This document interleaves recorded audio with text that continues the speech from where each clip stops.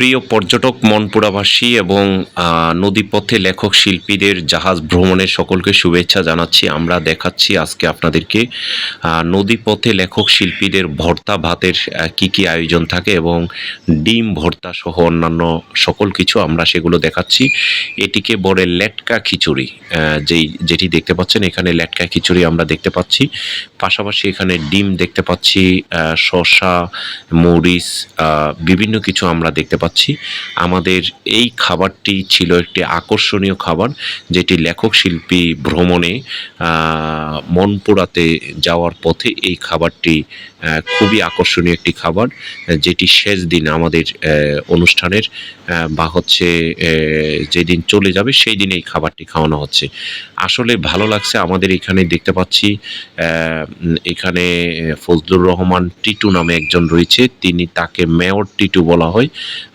তিনি এতটা ভালো একজন ছোট কবি লেখক, তার অত্যন্ত পরিশ্রম, এই খাবার দাবার রান্নাবান্না সকল কিছুতে তার অনেক অবদান ছিল এবং তিনি অনেক ডেডিকেটেড।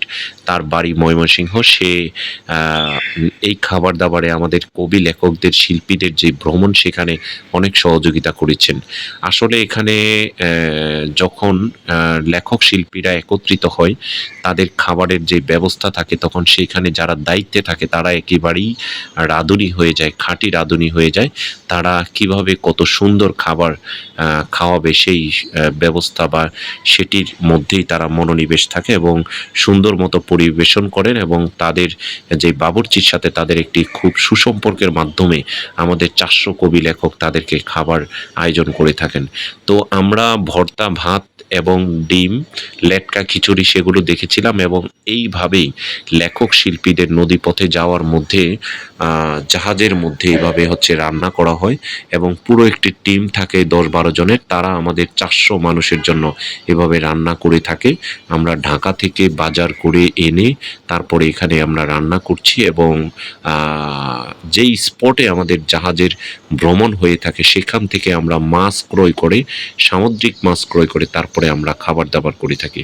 তো আমাদের সেই ফজলুর রহমান টিটু বা মেয়র টিটু, তাকে দেখতে পাচ্ছেন, তিনি খাবার পরিবেশন করছেন। আমাদের সকালবেলার নাস্তা, এটি আসলে শেষ সময়, নাস্তার শেষ সময়, কিন্তু সেখানে সেইভাবে খাবারের দেখা যাচ্ছে না।